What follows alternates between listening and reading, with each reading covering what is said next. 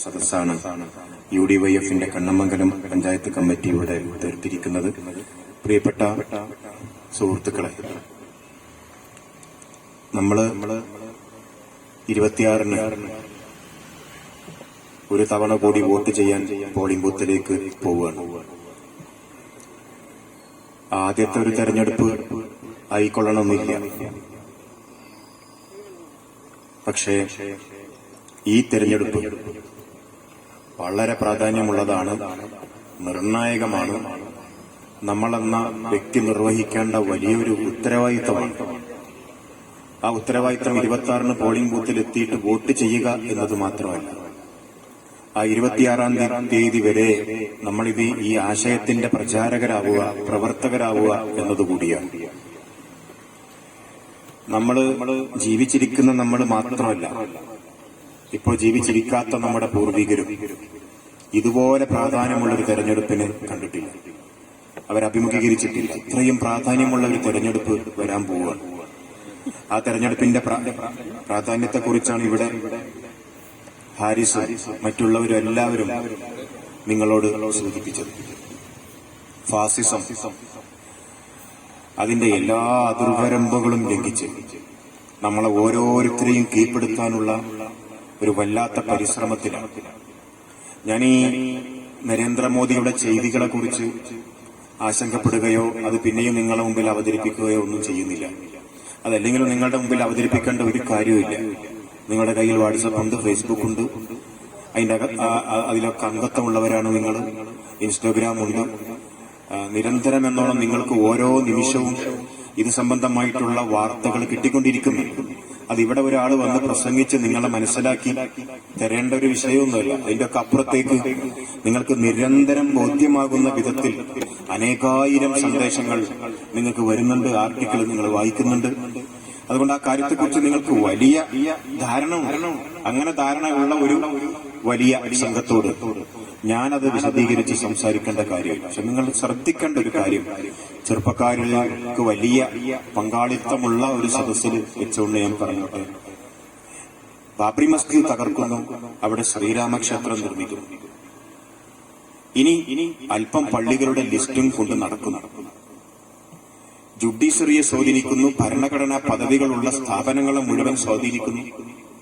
ഹിന്ദുക്കളെയും മുസ്ലിങ്ങളെയും ക്രിസ്ത്യാനികളെയും വ്യത്യസ്ത കള്ളികളാക്കി വേർതിരിച്ച് അവർക്കിടയിൽ മതിൽക്കെട്ടുകൾ പണിയുന്നു. മതം രാഷ്ട്രീയ ലാഭത്തിന് ഉപയോഗിക്കുന്നു. സത്യത്തിൽ പള്ളി കമ്മിറ്റിയാണ് പള്ളി ഉണ്ടാക്കേണ്ടത്, മദ്രസ കമ്മിറ്റിയാണ് മദ്രസ ഉണ്ടാക്കേണ്ടത്, ക്ഷേത്ര കമ്മിറ്റിയാണ് ക്ഷേത്രം ഉണ്ടാക്കേണ്ടത്, ക്രൈസ്തവ സമുദായമാണ് അവരുടെ ആരാധനാലയം നിർമ്മിക്കേണ്ടത്. എന്നാൽ പ്രധാനമന്ത്രി തന്നെ ഒരു മതത്തിന്റെ നടത്തിപ്പുകാരനായി മാറുന്നത് നമ്മൾ കാണുന്നു. രണ്ട് സംഭവം ഇന്ത്യയിൽ ഉണ്ടായത്, ഈ അടുത്ത കാലത്ത് നടന്നത്. ഒന്ന്, ഇന്ത്യക്ക് പുതിയ പാർലമെന്റ് മന്ദിരം ഉണ്ടാവുകയും അതിന്റെ ഉദ്ഘാടനം നടക്കുകയും ചെയ്തു. രണ്ട്, പുതിയ രാമക്ഷേത്രത്തിന്റെ ഉദ്ഘാടനവും നടന്നു. നിങ്ങളത് വ്യക്തമായിട്ട് ശ്രദ്ധിച്ചിട്ടുണ്ടാവും. പുതിയ പാർലമെന്റ് മന്ദിരം ഉദ്ഘാടനം ചെയ്തത് ഒരു സന്യാസിയാണ്. എന്നാൽ പുതിയ രാമക്ഷേത്രത്തിന്റെ ഉദ്ഘാടനം നടത്തിയത് ഇന്ത്യയുടെ പ്രധാനമന്ത്രിയാണ്. നിങ്ങൾ അതിന്റെ വൈരുദ്ധ്യത നിങ്ങൾക്ക് ബോധ്യപ്പെട്ടിട്ടുണ്ടാവുമെന്നാണ് ഞാൻ വിശ്വസിക്കുന്നത്. ഇന്ത്യയുടെ പുതിയ പാർലമെന്റ് മന്ദിരത്തിന്റെ ഉദ്ഘാടനം സന്യാസികളെ കൊണ്ട് നിർവഹിപ്പിച്ച് രാമക്ഷേത്രത്തിന്റെ ഉദ്ഘാടനം നിർവഹിക്കാൻ പോയ പ്രധാനമന്ത്രിയുടെ നാട്ടിലാണ് നമ്മൾ പാർക്കുന്നത്, നമ്മൾ ജീവിക്കുന്നത്. ഞാൻ പറഞ്ഞുകൊണ്ട് വരുന്നത്, ഇതിലൊന്നും നമ്മൾ അത്ഭുതപ്പെടണ്ട, ആശങ്കപ്പെടണ്ട. കാരണം RSS വളർത്തിയ അതിന്റെ പുത്രൻ, രാഷ്ട്രീയാധികാരമുള്ള അദ്ദേഹത്തിന്റെ ദൗത്യം അദ്ദേഹം നിർവഹിക്കുക. അത് RSS രൂപപ്പെടുത്തിയതാണ്, വാർത്തെടുത്തതാണ്. ആ പണി നരേന്ദ്രമോദി ചെയ്തുകൊണ്ടിരിക്കുക. പക്ഷേ നിങ്ങളെ ശ്രദ്ധിച്ചോ? ഇതൊക്കെ കണ്ടിട്ട് നിങ്ങൾക്ക് വല്ലതും തോന്നിയോ? നിങ്ങൾക്ക് വലിയ അത്ഭുതം തോന്നിയോ? നിങ്ങളെ ആശങ്കപ്പെടുത്തിയോ? നിങ്ങൾക്ക് വലിയ പ്രയാസമായിട്ട് തോന്നിയോ? എന്തെല്ലാം ഇവിടെ നടന്നു. മറ്റുള്ളവരൊക്കെ നിങ്ങൾ വിട്ടേക്ക്, ഉത്തരേന്ത്യയിലുള്ള ആൾക്കാരെ വിട്ടേക്ക്, നമ്മളെ തന്നെ ശ്രദ്ധിച്ചോളൂ. നമുക്ക് വല്ലതും സംഭവിച്ചോ? നമുക്ക് വലിയ നിരാശ തോന്നിയോ? അത് നമ്മൾ ശ്രദ്ധിക്കേണ്ട ഒരു കാര്യമല്ലേ? ഈ കഴിഞ്ഞ നോമ്പ് കാലത്ത്, കഴിഞ്ഞ 19-ാം തീയതി ഇന്ത്യൻ യൂണിയൻ മുസ്ലിം ലീഗ് സുപ്രീം കോടതിയിൽ കൊടുത്ത ഹർജി പൗരത്വ വിജ്ഞാപനം റദ്ദ് ചെയ്യണം എന്നാവശ്യപ്പെട്ടു.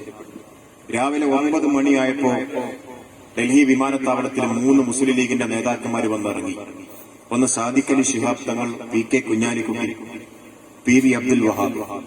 ടിക്കും സമദാനിക്കും തെരഞ്ഞെടുപ്പായതുകൊണ്ട് പോവാൻ കഴിഞ്ഞില്ല. അവര് നേരെ സുപ്രീം കോടതിയിൽ ചെന്നു. രാവിലെ 11 മണിക്ക് ആ കേസ് കോടതി പരിഗണിക്കുമെന്നാണ് എല്ലാവരും വിചാരിച്ചത്. അഭിഭാഷകരുടെ ഓഫീസ് പാർട്ടി നേതൃത്വത്തെ അറിയിച്ചതും അങ്ങനെ തന്നെയായിരുന്നു. പക്ഷെ 11 മണിക്ക് പരിഗണിച്ചില്ല. 12 മണിക്കും കേസിനെ കുറിച്ച് മിണ്ടിയില്ല. ഉച്ചക്ക് ഭക്ഷണത്തിന് പിരിഞ്ഞു, അതുവരെ പരിഗണിച്ചില്ല. വൈകുന്നേരം നേരത്ത് കോടതി പിരിയാൻ നേരത്താണ് ഈ കേസെടുക്കുന്നത്. ആ സമയം അത്രയും ഈ 3 നേതാക്കന്മാർ സുപ്രീം കോടതിയുടെ വരാന്തയിലെ ഇരുമ്പ് കട്ടിലിൽ ഈ വിധിയും കാത്തിരിക്കുന്നുണ്ടായിരുന്നു. ആ ചിത്രം ആരോ പകർത്തി നിങ്ങൾക്ക് സോഷ്യൽ മീഡിയയിലൂടെ കാണാൻ തോന്നാം. എത്ര പേര് ഇതിങ്ങനെ വിരൽ സ്പർശിച്ച് നിങ്ങളുടെ സ്ക്രീനിലൂടെ ഇങ്ങനെ കണ്ട് ചിത്രങ്ങൾ മുഴുവൻ കണ്ടുപോയപ്പോ എത്ര ആൾക്കാരുടെ മനസ്സിൽ ഈ ചിത്രം തട്ടി. നോമ്പ് നോറ്റ് 70 കഴിഞ്ഞ മുസ്ലിം ലീഗിന്റെ നേതാക്കൾ, അതിൽ തങ്ങൾക്ക് മാത്രമാണ് അതിലും പ്രായം കുറഞ്ഞ ആൾക്കാർ, ഒരു പകല് മുഴുവൻ ഇന്ത്യൻ പരമോന്നത നീതിപീഠത്തിന്റെ വരാന്തയിലെ ഇരുമ്പ് ബെഞ്ചിൽ ഈ ഉമ്മത്തിനൊരു നീതി കിട്ടുമെന്ന പ്രതീക്ഷയിലിരിക്കുന്ന ചിത്രം എത്ര പേർ പങ്കുവച്ചു, എത്ര പേർ സുഹൃത്തുക്കൾക്ക് കൊടുത്തു, എത്ര പേരുടെ മനസ്സിൽ അതൊന്ന് ഉടയ്ക്കുന്നു. വഴിയിൽ വെച്ച്, കോടതിയിൽ നിന്നും വഴിയിൽ വെച്ച് ബാങ്ക് വിളിച്ചപ്പോൾ തന്റെ കയ്യിലുണ്ടായിരുന്ന കാരക്ക PK കുഞ്ഞാലിക്കുട്ടിക്ക് നൽകുന്ന ഒരു ചിത്രം, സാദിഖ് അലി തങ്ങൾ നൽകുന്ന ഒരു ചിത്രവും സോഷ്യൽ മീഡിയയിൽ പങ്കുവെക്കപ്പെട്ടിരുന്നു. നമ്മളിതൊന്നും ശ്രദ്ധിക്കുന്നില്ല. അപ്പൊ ഞാൻ പറയുന്നത്, നിങ്ങൾ ആദ്യം പേടിക്കേണ്ടത് നരേന്ദ്രമോദിയെ അല്ല, ഇതെല്ലാം കണ്ടിട്ടും ഒരു നിരാശയെങ്കിലും തോന്നാത്തവനെ പേടിക്കണം. നരേന്ദ്രമോദിയെ ഭയപ്പെടുന്നത് പോലെ തന്നെ ഇതൊന്നും കണ്ടിട്ടും ഒരു നിരാശയെങ്കിലും തോന്നില്ലെങ്കിൽ അതാണ് ആദ്യം പേടിക്കേണ്ടത്. അതയാളെ അങ്ങോട്ട് പറഞ്ഞയച്ചിരിക്കുന്നത് ആ ദൗത്യം നിർവഹിക്കാൻ. അവിടെയാണ് ഭയപ്പെടേണ്ടത്. അതാണ് ഇവിടെ സംഭവിച്ചുകൊണ്ടിരിക്കുന്നത്. എന്റെയും നിങ്ങളുടെയും മനസ്സും കൊണ്ട് ആരായി പോയത്? കഴിഞ്ഞ ഉപതെരഞ്ഞെടുപ്പ് ലോക്സഭയിലേക്ക് നടന്നപ്പോൾ നമ്മൾ ഇവിടെ വന്ന് പ്രസംഗിച്ചതാണ് ഫാസിസം നിങ്ങളുടെ വീട്ടുമുറ്റത്തെത്തിയിരിക്കുന്നുവെന്ന്. ഇന്നത് അവിടുന്ന് 2.5 കൊല്ലം കഴിഞ്ഞ് ഉപതെരഞ്ഞെടുപ്പ് നടന്നിട്ട് ഇപ്പൊ അത് പറയാൻ പറ്റുമോ? ഫാസിസം വീട്ടുമുറ്റത്ത് നിന്ന് സിറ്റ് ഔട്ടിൽ കയറി, സിറ്റ് ഔട്ടിൽ നിന്ന് സ്വീകരണ മുറി കയറി ഇപ്പൊ അവിടെ കാൽമക്കാൽ വെച്ചിരിക്കുന്നുണ്ട്. നിങ്ങളുടെ അടുക്കളയിലുണ്ട് ഫാസിസം, നിങ്ങളുടെ സ്വീകരണ മുറിയിലുണ്ട് ഫാസിസം, നിങ്ങളുടെ മൊബൈൽ ഫോണിനകത്ത് ഫാസിസം ഉണ്ട്. അറിയാതെ നിങ്ങളുടെ മനസ്സും കൊണ്ട് ഫാസിസം എങ്ങോട്ട് പോയിക്കൊണ്ടിരിക്കുകയാണ്. പ്രതികരിക്കാൻ കഴിയുന്നില്ല, നിരാശ തോന്നുന്നില്ല, അത്ഭുതം തോന്നുന്നില്ല, പ്രതിഷേധിക്കണമെന്ന് തോന്നുന്നില്ല. MSF-ഉം KSUം യൂത്ത് ലീഗും യൂത്ത് കോൺഗ്രസും കലക്ടറേറ്റിന്റെ മുന്നിൽ പോലീസിന്റെ തല്ലുകൊള്ളും ഒന്നൊന്ന് നോക്കാൻ പോലും നമുക്ക് മനസ്സ് വരുന്നില്ല. എന്തെങ്കിലും ആയിക്കോട്ടെ എന്നാണ്. ലോകത്തെന്ത് സംഭവിച്ചാലും അതെന്റെ വീട്ടിന്റെ പിന്നാമ്പുറത്താകാൻ ഞാൻ മാത്രം മതിയായിരുന്നു എന്ന് കരുതുന്നൊരു ചെറുപ്പക്കാരുടെ ഒരു പട എങ്ങനെയാണ് രൂപപ്പെട്ടു വന്നത്? അപ്പൊ നമ്മളെയും കൂടി ഇവർ കൈകാര്യം ചെയ്തിട്ടുണ്ട്, നമ്മുടെ മനസ്സുകൊണ്ട് ഇവർ പോയിട്ടുണ്ട്. അങ്ങനെയുള്ളൊരു ലോകക്രമം ഇപ്പൊ ഞാൻ നിങ്ങളോട് പറയുന്നു. കേന്ദ്രത്തിലെ നരേന്ദ്രമോദി ആയാലും കേരളത്തിലെ പിണറായി വിജയനായാലും അവര് ചെയ്യുന്ന ഏത് ചെയ്തികളെയും പ്രതിഷേധിക്കാത്ത, അത്ഭുതപ്പെടാത്ത, നിരാശ ഒന്നും തോന്നാത്ത ഒരു വലിയ ജനവിഭാഗത്തെ ആദ്യം സൃഷ്ടിച്ചു വെച്ചതിന് ശേഷമാണ് ഈ പണിയൊക്കെ ചെയ്യുന്നത്. അത് നിങ്ങൾ മനസ്സിലാക്കുക. നമ്മളെങ്ങനെ ആക്കി തീർത്തിട്ടുണ്ട് നമ്മൾ പോലും അറിയാതെ. എന്നിട്ടാണ് ഈ പണിയൊക്കെ ചെയ്തുകൊണ്ടിരിക്കുന്നത്. അതുകൊണ്ട് അവർക്ക് ഭയപ്പെടേണ്ടതില്ല, അവർക്ക് നിരാശപ്പെടേണ്ടതില്ല. അവർക്ക് ഈ പണി ചെയ്തുകൊണ്ടേയിരിക്കാം. പക്ഷെ തെരഞ്ഞെടുപ്പ് മാത്രമാണ് അവരെ ഭയപ്പെടുത്തുന്നത്. അവരുടെ വോട്ട് തെരഞ്ഞെടുപ്പ് മാത്രമാണ്. ആ തെരഞ്ഞെടുപ്പിനെയാണ് നമ്മൾ വളരെ കരുതലോടുകൂടി കൈകാര്യം ചെയ്യേണ്ടത്. ഇവിടെ സ്ഥാനാർത്ഥിയുടെ പ്രസംഗം കേട്ടു. ഇടതുപക്ഷ സ്ഥാനാർത്ഥിയുടെ പ്രസംഗം. ആ പ്രസംഗത്തിൽ പ്രധാനമായിട്ടും ഈ മോദി കാലത്ത് ഉന്നയിച്ച ഒരു സാധനം നമ്മുടെ സ്ഥാനാർത്ഥിക്ക് വയസ്സായിരിക്കുന്നു എന്നുള്ളതാണ്. അയാൾക്ക് വാർദ്ധക്യം വന്നിരിക്കുന്നു എന്നുള്ളതാണ്. ഈ മോദി കാലത്ത്, ഈ ഫാസിസ്റ്റ് കാലത്ത് എതിർ സ്ഥാനാർത്ഥി പറയണം, എതിർ സ്ഥാനാർത്ഥിയുടെ ക്യാമ്പയിൻ നടക്കുകയാണ്. ഞാൻ വിചാരിച്ചു ഇത് ലൗഡ് സ്പീക്കറിലുള്ള പ്രസംഗം മാത്രമായിരിക്കും, തെരുവിലെ പ്രസംഗം മാത്രമായിരിക്കും. വീട് കയറിയിട്ട് പറയുന്നുണ്ട് ചെറുപ്പക്കാരനാണ് നിർത്തിയിരിക്കുന്നത്. തെരഞ്ഞെടുപ്പിൽ മത്സരിക്കാനുള്ള യോഗ്യത ഡേറ്റ് ഓഫ് ബർത്തും കളർ കുപ്പായവുമല്ല എന്ന് ഈ തെരഞ്ഞെടുപ്പിൽ നിങ്ങൾ തെളിയിക്കണം. അതിന്റെ അപ്പുറത്തേക്ക് അതിലൊരു വല്ലാത്ത ചില കാര്യങ്ങളുണ്ട്. അതാണോ? എന്നാ ഞാൻ ചോദിക്കട്ടെ, അത് ഇവിടെ മാത്രമേ ബാധകമാവുള്ളൂ? തൊട്ടപ്പുറത്തെ മണ്ഡലം കോഴിക്കോടാണ്. അവിടെ നിങ്ങൾ ചെറുപ്പക്കാരനാണോ നിർത്തിയിരിക്കുന്നത്? ചെറുപ്പക്കാരനെ അല്ല നിർത്തിയിരിക്കുന്നതെന്ന് മാത്രമല്ല, ഒന്നും കൂടി കാക്കായിക്കോട്ടെ എന്ന് കരുതിയിട്ട് പ്രത്യേക പേര് വിളിച്ചാണ് അത് ഞാൻ പറയുന്നത് യുവാവാണ്. അതിന്റെ തൊട്ടപ്പുറത്ത് യൂത്ത് കോൺഗ്രസിന്റെ നേതാവ് ഷാഫി പറമ്പിൽ മത്സരിക്കുന്നു. എതിരാളിക്ക് നല്ല യുവത്താണോ? കുറച്ചും കൂടി അപ്പുറത്തേക്ക് പോയാൽ മത്സരിക്കുന്നത് ആരാണ്? CPM-ന്റെ കാസർകോട്ടെ സ്ഥാനാർത്ഥി യുവാവാണോ? വയനാട്ടിൽ ശ്രീമാൻ രാഹുൽ ഗാന്ധിക്കെതിരെ മത്സരിക്കുന്ന സ്ഥാനാർത്ഥിയുടെ ഏജ് എത്രയാണ്? ഇവിടെ തൊട്ടപ്പുറത്തെ പൊന്നാനിയിലെ സ്ഥാനാർത്ഥി ചെറുപ്പക്കാരനാണോ? ചെറുപ്പക്കാരനല്ല എന്ന് മാത്രമല്ല, ഇവിടെ ആരിസിന്റെ ഒക്കെ മണ്ഡലത്തിൽ ആരാ സ്ഥാനാർത്ഥി CPM-കാർക്ക് അറിയില്ല. തെരഞ്ഞെടുപ്പിൽ പോസ്റ്റർ കൊണ്ടെന്ന് കൊടുത്തപ്പോഴാണ് ഈ മുഖം കാണുന്നത്. തെരഞ്ഞെടുപ്പിൽ ഞങ്ങളൊക്കെ കേട്ടത്, നിങ്ങളും കേട്ടത് അങ്ങനെ തന്നെയാണ്. CPM-ൽ അംഗത്വം കിട്ടണമെങ്കിൽ 3 കൊല്ലം വർക്ക് ചെയ്യണമെന്ന്. അത്രയും കേഡർ സിസ്റ്റമാണ്. പക്ഷെ തെരഞ്ഞെടുപ്പിൽ മത്സരിക്കാൻ സീറ്റ് കിട്ടാറുവാണ്. അങ്ങനെ ഒരു പരിപാടി അത് ആർക്കും കൊടുക്കണം.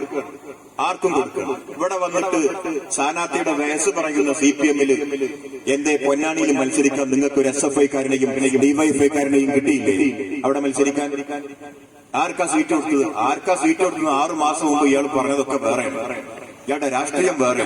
ഹൃദയം കൊണ്ട് പൊന്നാനിക്കാർക്ക് സഖാവെ എന്ന് പോലെ സ്ഥാനാർത്ഥിനെ വിളിക്കാൻ കഴിയുന്നില്ല. ലോക്കൽ കമ്മിറ്റി മെമ്പർ ആയിട്ടില്ല, ബ്രാഞ്ച് കമ്മിറ്റി മെമ്പർ ആയിട്ടില്ല, ഒന്നും ആയിട്ടില്ല. ഒരാളെ ചിഹ്നം കൊടുത്തിരിക്കുകയാണ്. ഞങ്ങളൊക്കെ ഇപ്പൊ അവിടെ ചോദിക്കും, നമ്മൾ ഏറ്റവും കൂടുതൽ ക്യാമ്പയിൻ ചെയ്യുന്നത് പൊന്നാനിയിലാണ്. ഞങ്ങളൊക്കെ അവിടെ ചോദിക്കുന്ന ഒരു ചോദ്യമുണ്ട്, നിങ്ങൾക്ക് ഏറ്റവും ഇഷ്ടപ്പെട്ട ആള് സമദാനിയോ ഹംസയോ? ലീഗരോടോ കോൺഗ്രസുകാരോടോ അല്ല, CPM വരുവാണ്. ഒരു ഇന്നലെ ഉത്തരം പറഞ്ഞിട്ടില്ല. നിങ്ങൾക്ക് പരിചയമുള്ള ഒരാൾ സമദാനിയോ ഹംസയോ? ഉത്തരവില്ല. ശബ്ദം കേട്ടാൽ നിങ്ങൾ തിരിച്ചറിയില്ലേ ഞങ്ങളുടെ സ്ഥാനാർത്ഥിയെ എന്ന് ഞങ്ങൾ ചോദിച്ചു. ശബ്ദം കേട്ടാൽ വേറെ ഒന്നും പറയണ്ട. ഒരു ശബ്ദം ഇങ്ങനെ ലൗഡ് സ്പീക്കറിൽ കേട്ടാൽ അത് സമദാനിയാണെന്ന് ലീഗും കോൺഗ്രസും ഒക്കെ വിട്ടേക്കും. CPM-കാർക്ക് തിരിച്ചറിയുന്ന ഇന്ന് വരെ ഉത്തരവില്ല. അവർ ഈ ഫ്ലെക്സ് ബോർഡിൽ കാണുന്ന വർണ്ണാഭ ചിത്രമാണത്. എന്റെ DYFI-യുടെ യൂത്ത് വിങ്ങിലെ ഒരാൾക്ക് കൊണ്ടുവിട്ട് അവിടെ മത്സരിച്ചുകൂടായിരുന്നു. ഇവിടെ CPM-ന്റെ മുന്നിൽ ഒരു റിപ്പോർട്ട് കിടക്കുന്നുണ്ട്, ഒരു ലിസ്റ്റ് കിടക്കുന്നുണ്ട്. അവര് തന്നെ നടത്തിയ ഒരു പഠനം, അതിൽ 100% തോൽക്കുന്ന മണ്ഡലമാണ് മലപ്പുറം മണ്ഡലം. CPM തന്നെ നടത്തിയ റിപ്പോർട്ടിൽ 100% CPM തോൽക്കുന്ന അവിടെ